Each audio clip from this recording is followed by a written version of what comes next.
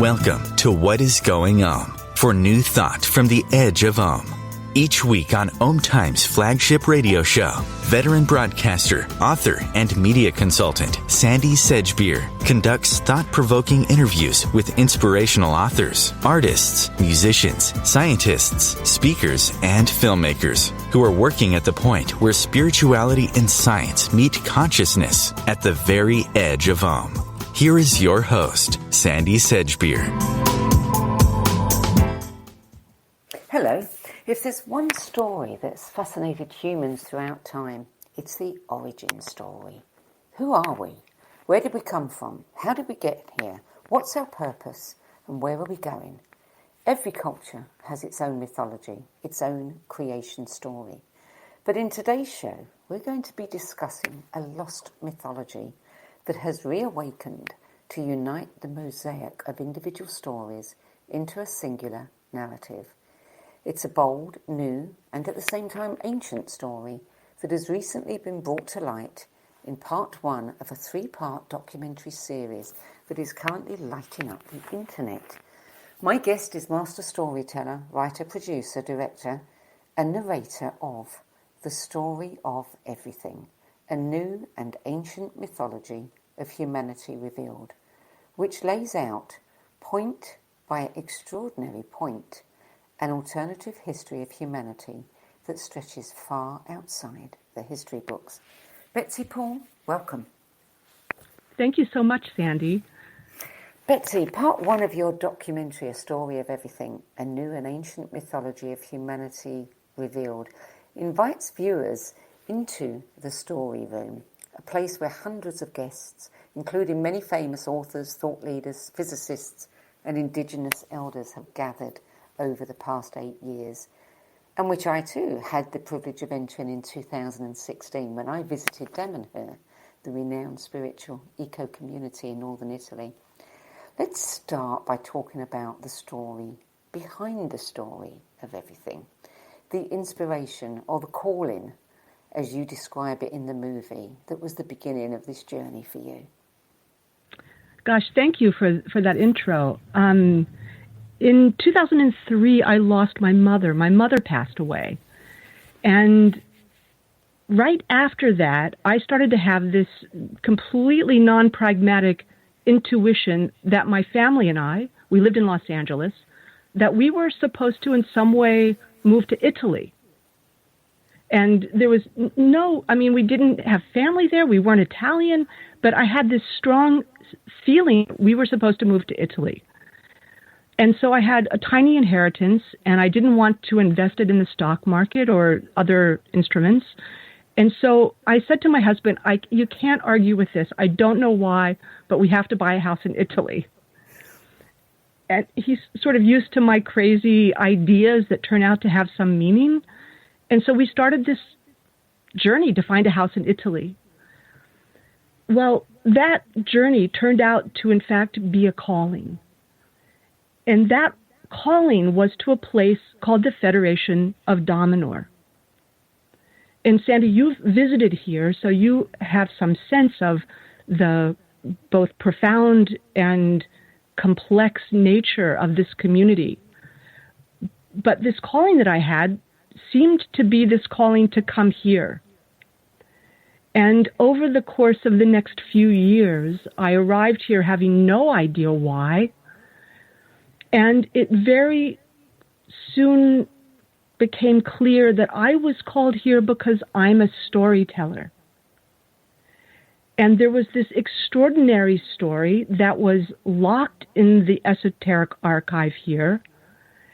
And the time had come for that story needing to be told. And at the time I arrived, the spiritual founder of the community, Falco, was still alive. And we ended up launching a project to start to try to communicate Damanhur to the world in a clearer and more cohesive way.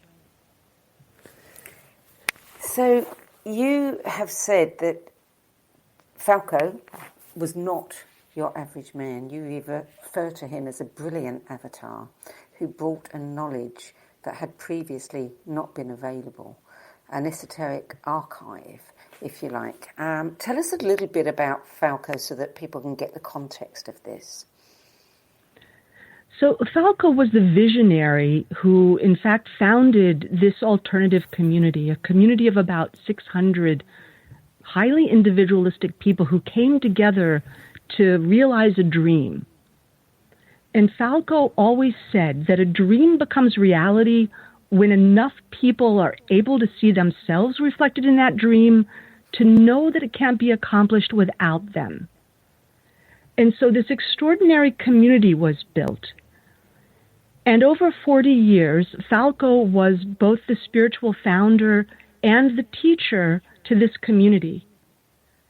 And over 40 years, in fragments here and there, he began to share his memories of the history of humanity and of his many lifetimes and his greater mission around this idea that humanity has the potential to be reawakened.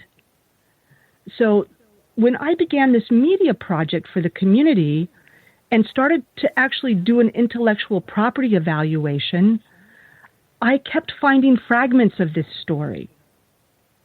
But they had never been assembled into something that could be recounted in a clear and cohesive way. And so that became my mission, to assemble this story into something that could be transmitted in a way that it could be a catalyst for others. At what point did you have this kind of, epiphany of what it was that you were putting together? I mean, it must have been a moment, I would think. There was definitely a moment, and this is an initiatic school. This is a mystery school, and I am an initiate in this mystery path, and there are certain meditative practices that we do. And it was in the middle of one of those meditative practices that I had this out-of-body, out-of-time vision, and it was a metaphor, but the vision was of actually sitting on the edge of a galactic sandbox. And all of creation was in that sandbox. And I was sitting on one side of it, and Falco was sitting on the side next to me, and we were laughing. And we made this agreement. And his part of the agreement was to come to this planet Earth to create and tell a story. And behind him were all of the souls of the Damanhurians, the people who would come to build and create this story. And behind me were all of the storytellers who would come to the planet to tell the story. And so that was the agreement. He would come to create the story. I would come to tell the story. That was the epiphany for me when I realized that was why I had been called to this extraordinary community. What gave you the idea to create a physical story then? I'm, in fact, a filmmaker. That was what I had done before I came here. And I had always, in my work as a screenwriter, been a great outliner. So I might take months or a couple of years to outline a story point by story point, before I would ever start to write it. And I would use a program that looked like index cards. And so the idea came to me to actually create a physical space where, as I was finding pieces of these stories, I could start to lay them out on colored index cards with color-coded thumbtacks that could give us a visual representation of the mountaintops of this story. So you've been to the story room, and you'll see that each of these index cards is a story point. Mm-hmm. But within the esoteric archive, there's a depth of content behind each of those story points. And in this film, I take the audience through the experience of the transmission of this greater story, story point by story point. It's not a linear story. So the idea was that it would be in a room that surrounds you. You would be surrounded by the story. And we jump from time period to time period in this. And so this ability to recount this in some way required a physical space where people could come together in. Jean Houston was one of the people who came to the story room. And for those who aren't familiar with Jean, and I can't imagine there are many, but in case there are some, she's a renowned leader in the human potential movement. And she said to you that she believed the story represented on the walls of the story room may well be the core mythology of humanity, representing global consciousness, that her dear friend, the mythologist Joseph Campbell, had predicted the emergence of 40 years ago. That must have been quite a moment for you too, to have that kind of, validation. Yes, I mean, Jean and I actually spent many, many, many hours in conversation about this. And she was with me for about 4 hours in the story room. And as you said, she related that she felt that this could be, the mythology that her dear friend Joe, as she referred to him, had predicted the emergence of. But she also said to me, she cautioned me, she said, Betsy, the thing about this is that this story probably falls outside of the worldview of 90% of the people on the planet right now. And you now need to connect with physicists, cosmologists, and researchers who are working on the frontiers of the consciousness movement. Because while this story falls outside of many people's worldview, there is, in fact, within that group of scientific minds, support for this kind of story. And that led me to actually begin to work very closely with Ervin Laszlo, who had created something called the Laszlo Institute of New Paradigm Research. And Ervin was catalyzing many of these frontier physicists and thinkers into small symposiums.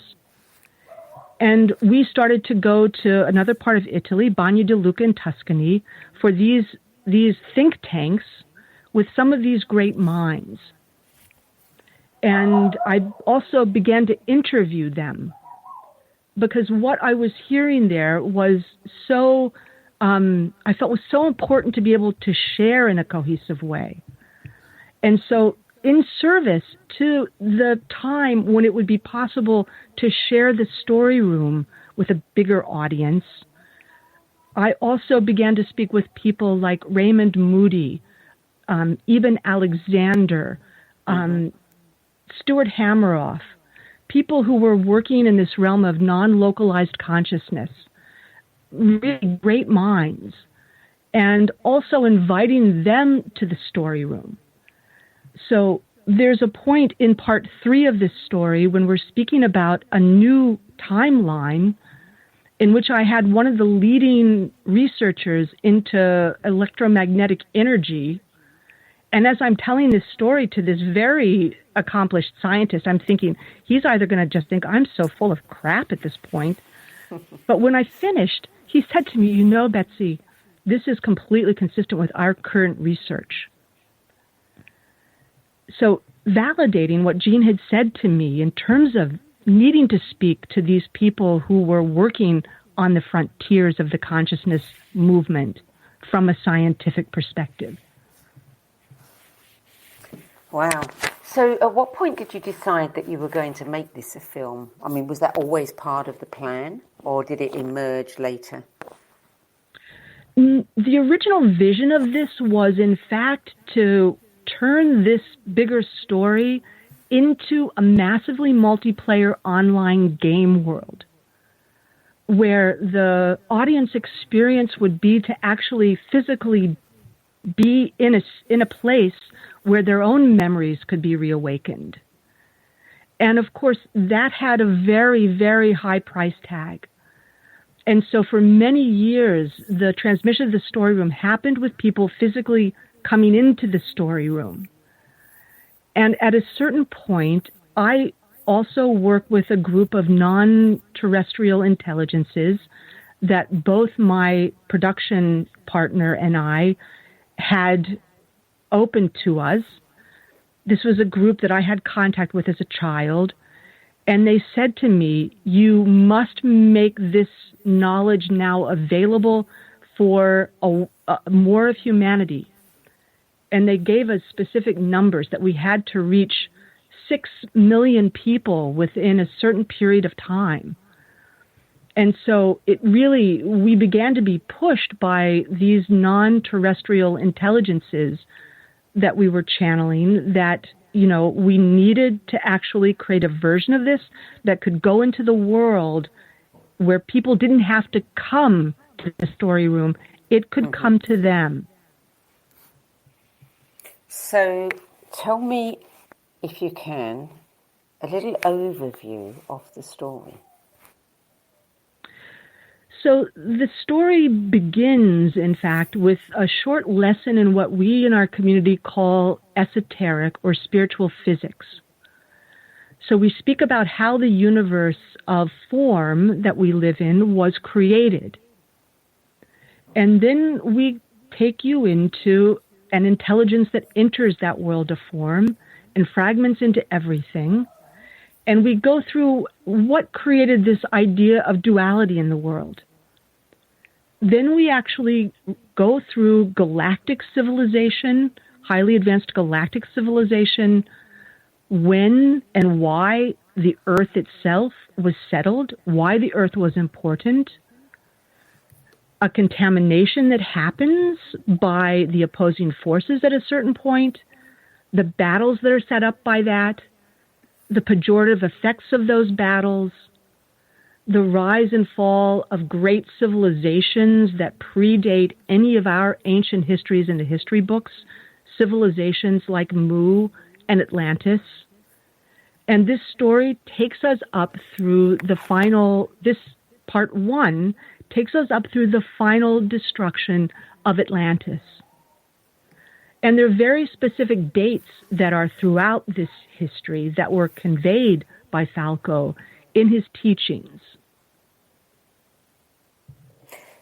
So this is a story of the colonization of Earth.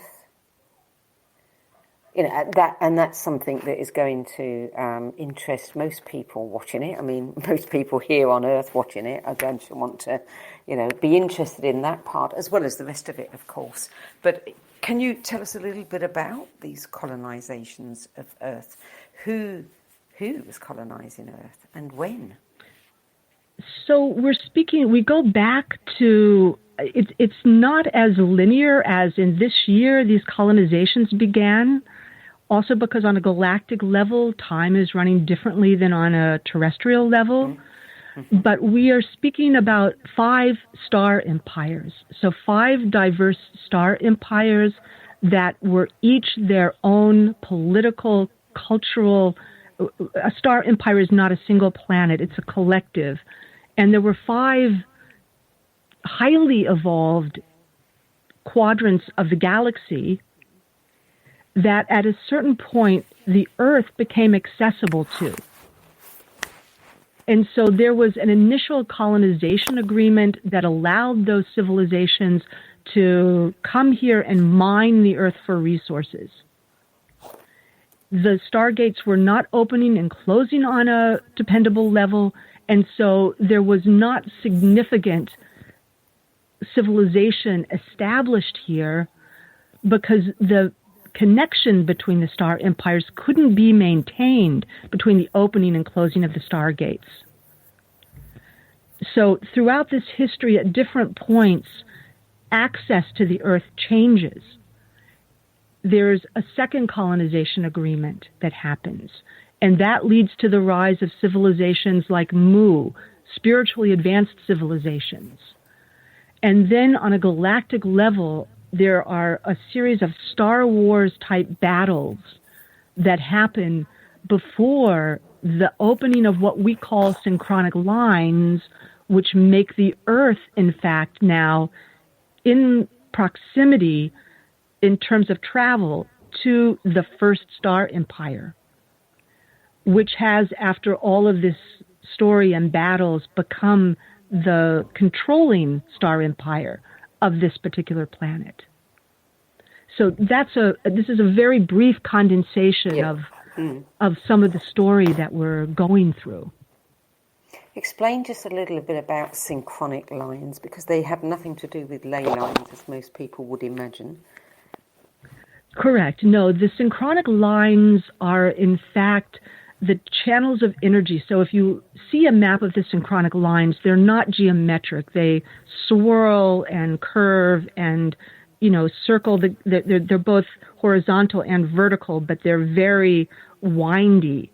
These are the channels of energy on which life force travels. So these are the channels of energy on which we incarnate and disincarnate.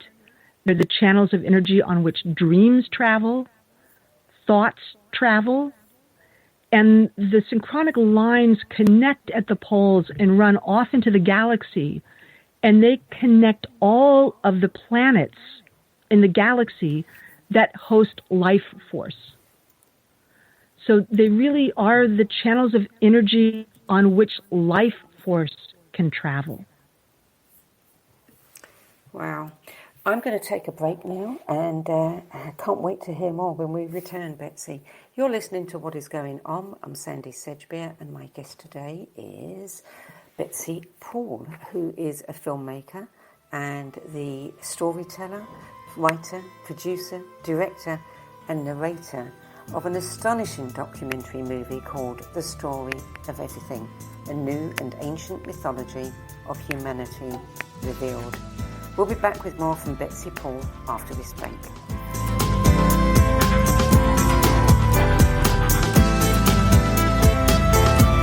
The future of internet radio is here. OMTimes Radio, IOM FM. Being a radio host on IOM FM allows you to build your show on a rich platform with the power of the internet to fulfill your outreach goals and connect with a very specialized and global online audience, unlimited by time and distance. OMTimes Radio will provide you with web relevance, a recognizable conscious brand, and with the standard of excellence that has accompanied every single OMTimes endeavor. Host your show with OMTimes Radio Network. Vox Novus, the new voice. Vox Novus, the new dimension. Vox Novus, thought and movement leaders who will share from their experience and offer tools to help us navigate our rapidly changing world. My name is Victor Furman. Join me every Thursday at 8 p.m. Eastern on OMTimes Radio for Vox Novus, the new voice. Mental health. Most people think it means mental illness. Most people are wrong. Mental health doesn't apply to just some of us. It applies to everyone. We're all susceptible to anxiety and depression. They're human conditions, and no person should ever feel embarrassed, ashamed, or be discriminated against for being human.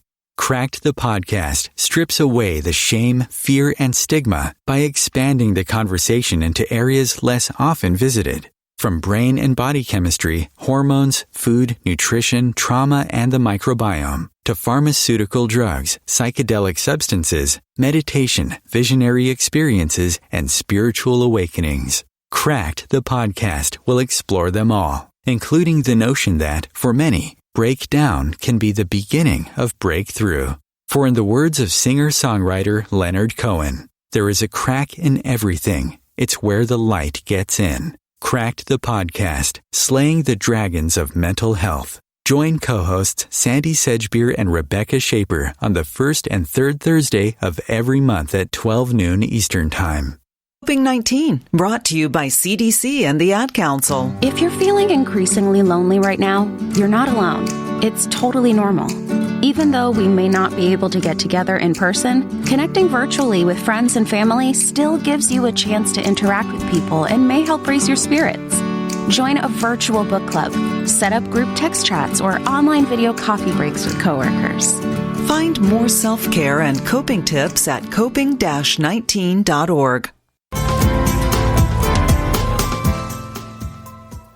Welcome back. Betsy Pool, the premiere screening of the film was hosted just a week or so ago by American philosopher and celebrated author Charles Eisenstein. What has been the reaction? I mean, from what I've seen, people are telling each other about it. It's very much a kind of grassroots explosion in a way. Is this what you're experiencing? In fact, we had that night about 2,000 people who tuned in. And it was very important to us in terms of how we released this film because of the sensitive nature of the material and the fact that it could be considered to be highly controversial, that it actually be hosted in a place that had a community where it could land softly. So a community of people who are conscious of the fact that our story is potentially larger than what we've had access to. And Charles, in fact, had been here and had participated in one of the incubators that I had held in 2015 and 16 to invite other storytellers into the space to contemplate how we could, in fact, bring this story to the world in a way that it could be accessible. And so Charles had, in fact, created a platform called the New and Ancient Story Platform, which seemed synchronically like the perfect place to initially introduce the story. Well, I've been hearing about it from a number of people. And when you start getting lots of emails saying, hey, have you seen this? You've got to pay attention. When the movie opens up, there's a phrase that appears, and it is a very poignant and very powerful phrase. I want you to explain it to me. Love is more than we remember it.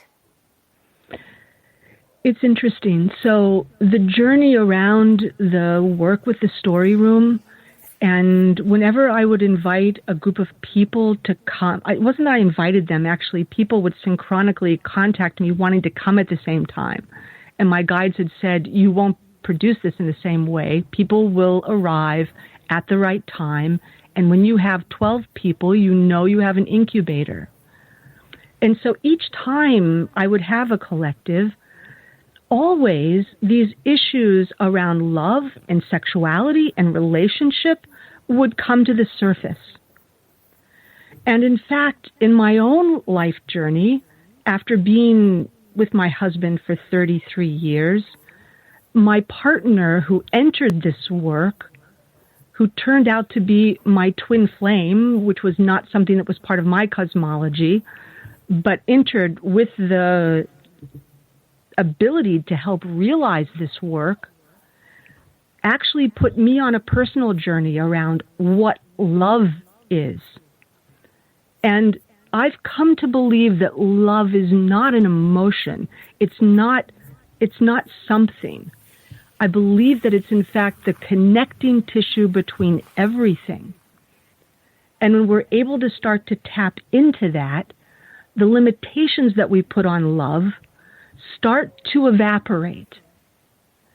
And this journey for me, for my husband, for my other partner, was synchronically guided by my invitation as an activist to go to another community called Tamara and be part of something called Global Love School.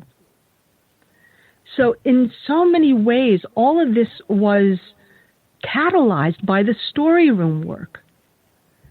And the work that we do in Global Love School, which actually invites a number of global activists and movement leaders who agree to come together each year for 2 weeks, and we work on the issues around love, sexual intimacy, and relationship. And so I found, in terms of my journey to bring this work to the world, this story of love and sexual intimacy ended up having a very, very big part in the realization of this story. Explain that a bit more to me, because, the little that we've heard so far, you talk about these 5 collectives. We also talk about people being in charge of certain places, and this sounds as though there's an element of control there. What does control have to do with love? I don't think that control has anything to do with love. I think that, in fact, fear is the opposite of love. And part of our journey right now as humanity is to learn how to build what we call fields of trust, where people can authentically express who they are and what they desire, especially on a level of sexual intimacy, and have it be met not by judgment and fear and jealousy, but have it be met by curiosity and the ability to, in fact, be self-expression, to have self-expression in the most authentic possible way. So that's been the sort of backstory that's been happening behind the story of everything. And in fact, we have a second documentary in production that's called Bring Back Eros,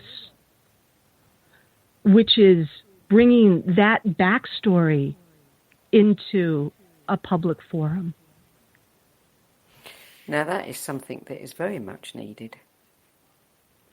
I think that at the root of all of the violence on the planet, we can unravel that and find that at the root is in some way repressed sexual energy.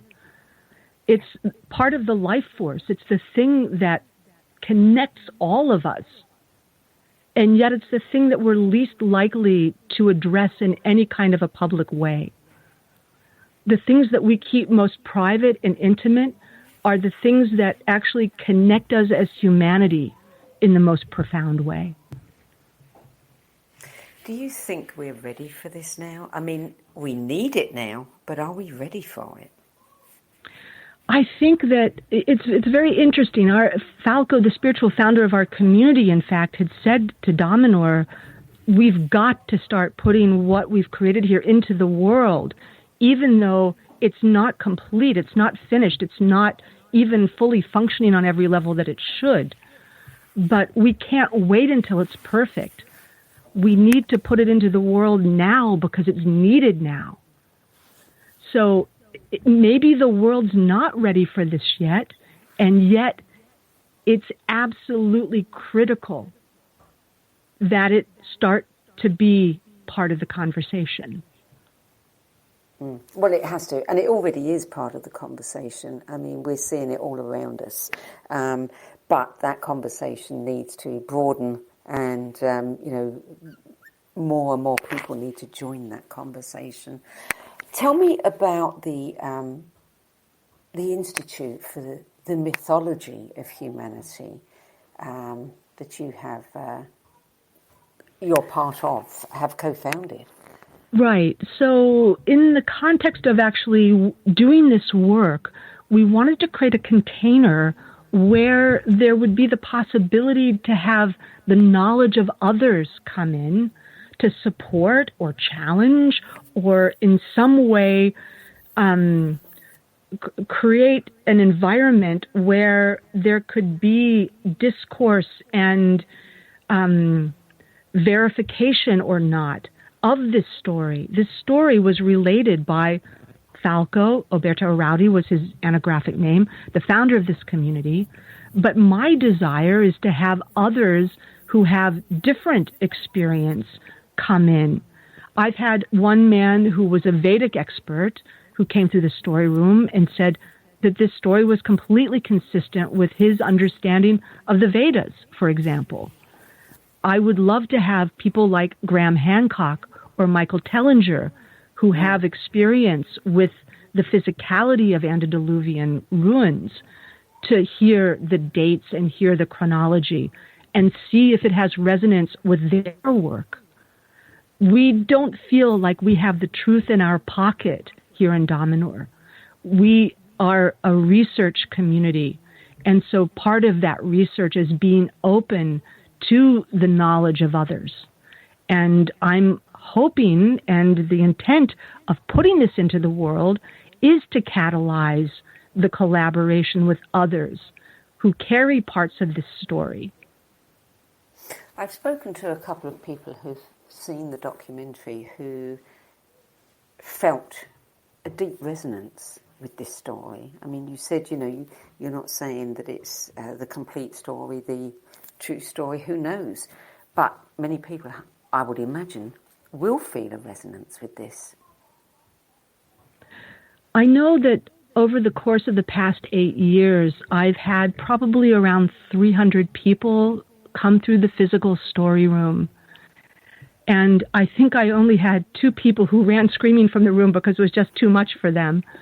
But the other 298, all of them said to me that in some way this story had this resonance deep inside of them, and they felt their worldview shifting because of having, in fact, experienced the story room. So that's my hope in putting this big story into the world, is that it can be a small pebble in the lake of consciousness that can create a ripple effect that will in some way catalyze this shifting consciousness that we're experiencing right now. You've shared a little of the second documentary in this series. What about the third one? So the third part in this documentary actually zooms in to look at the community of Damanhur.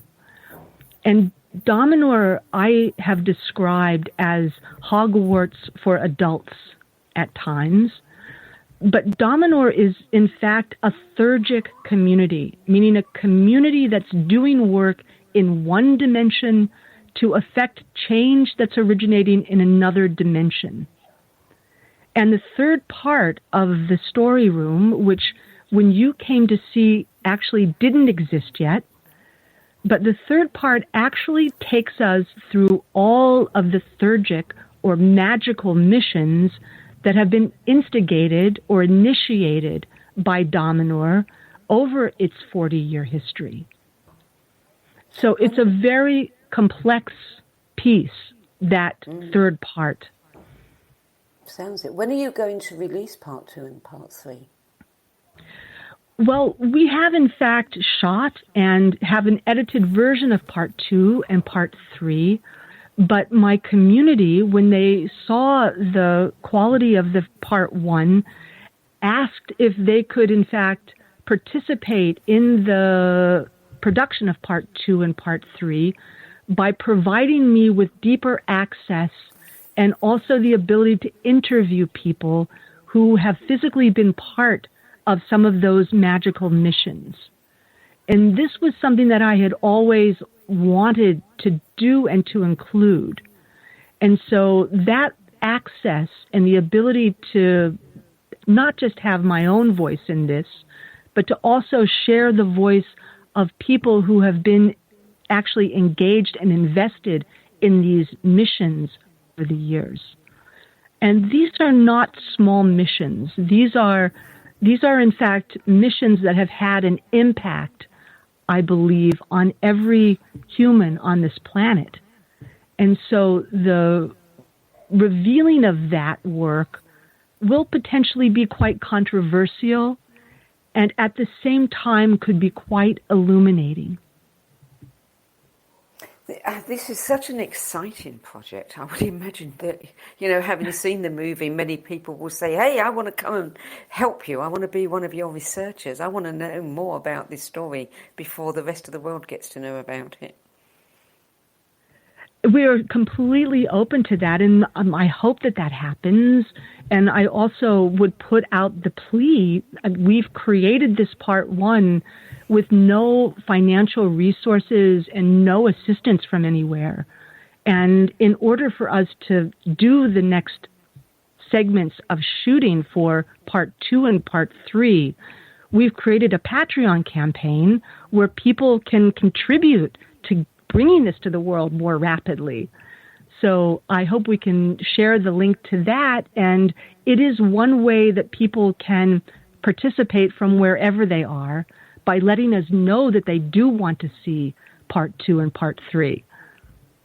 Well, and they can participate in, the costs of producing those by paying to watch part 1, which you've just, where is it? It's uploaded on Vimeo, and it's just, pennies, really, to watch. Right. No, we've tried to make it very affordable for people, and it's available both on Vimeo and also on Real House, which are 2 VOD, video on demand sites.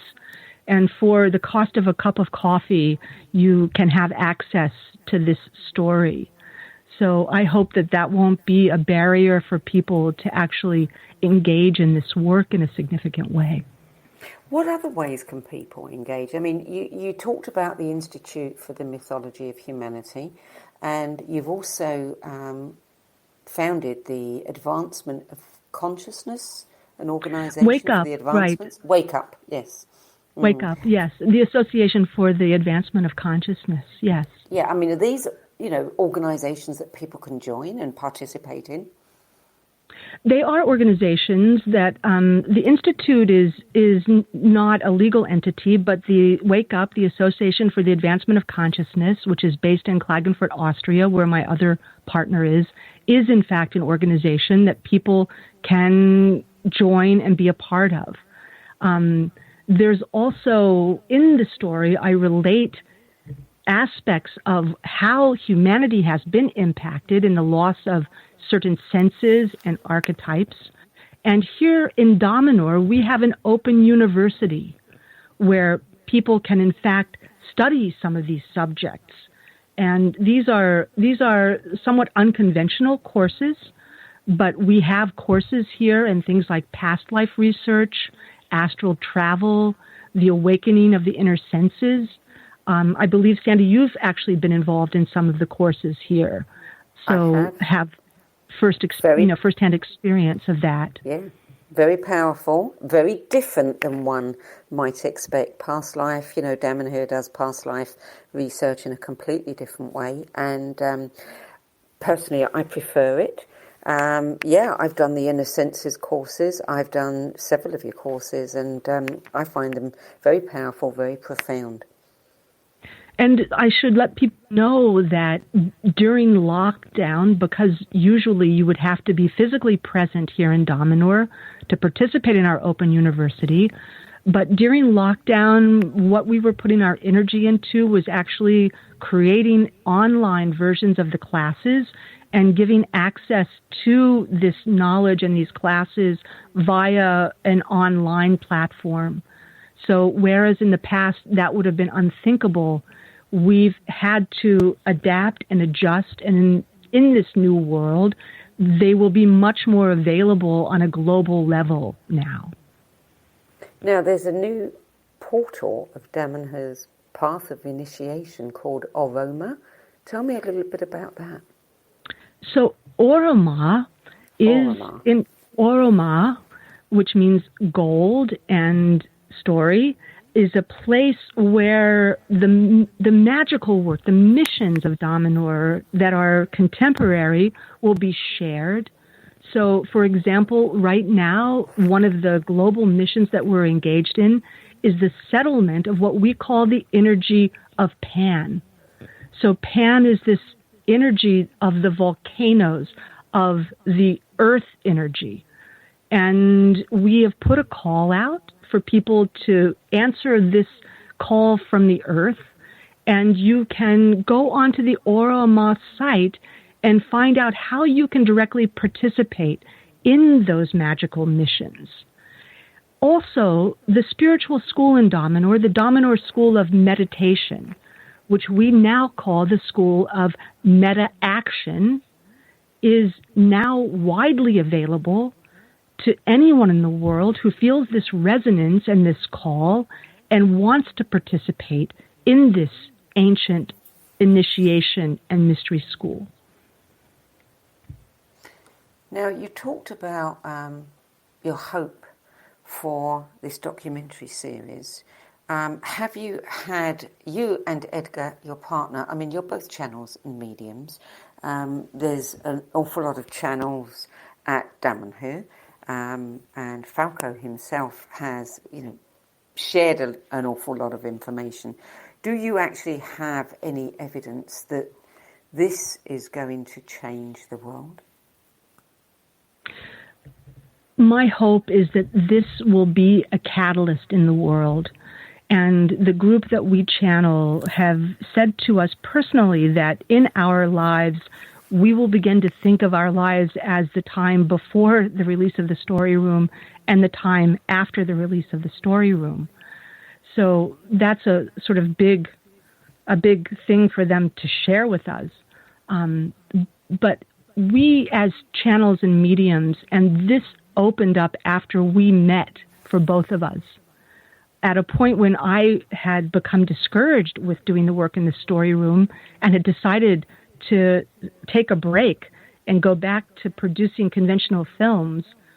At a business residency, I had a dream that I had created the story room and was inviting these famous authors and people through it.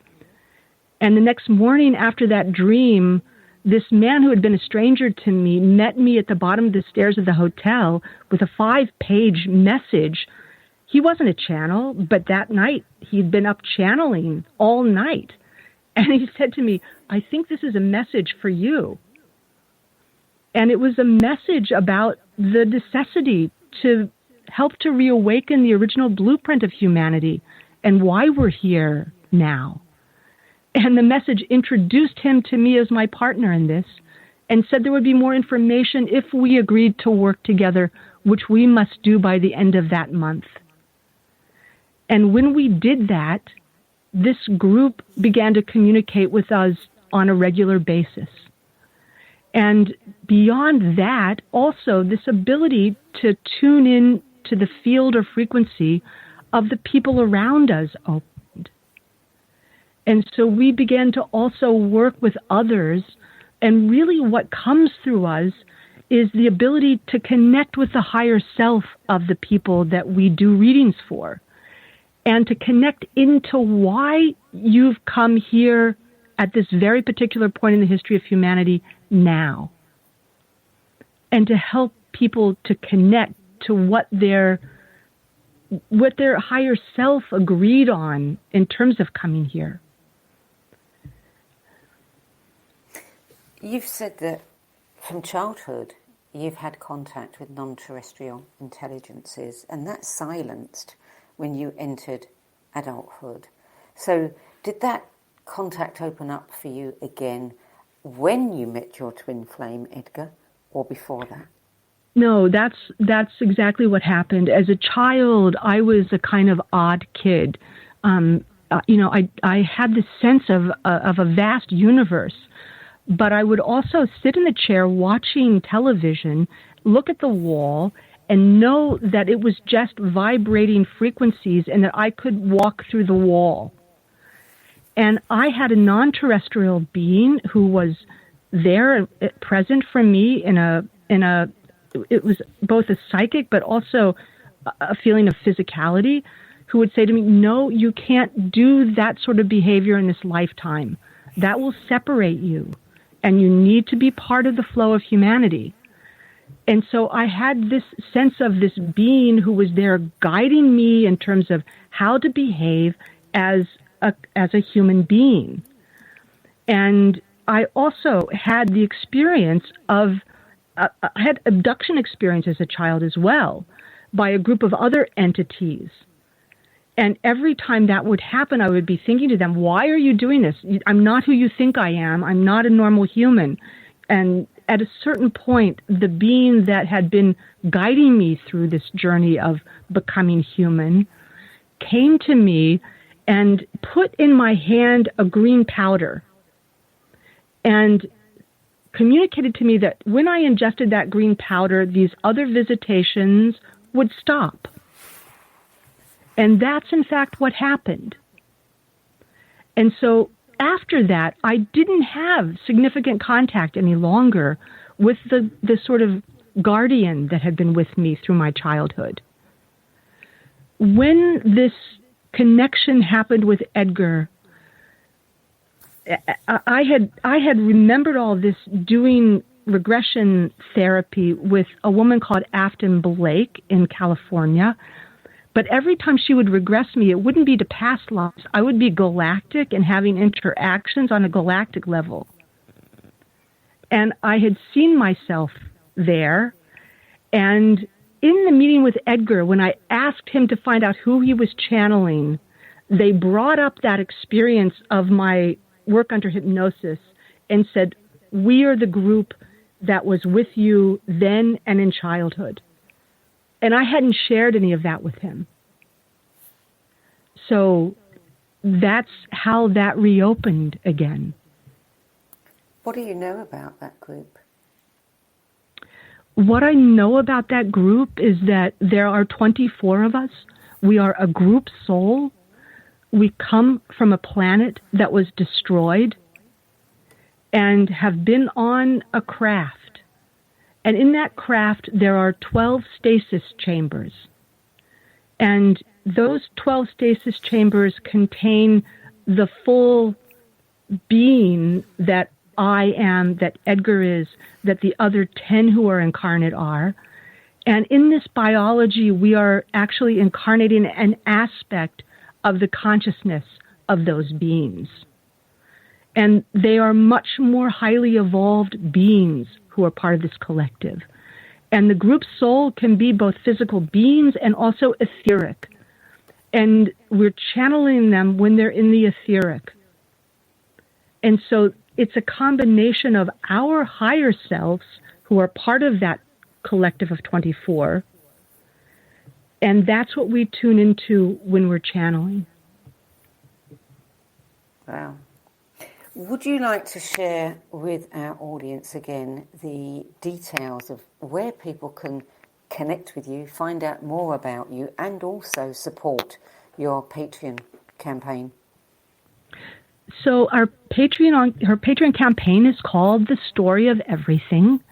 So I believe if you search for that, and maybe that will also be in the information below this broadcast, you'll find our Patreon campaign.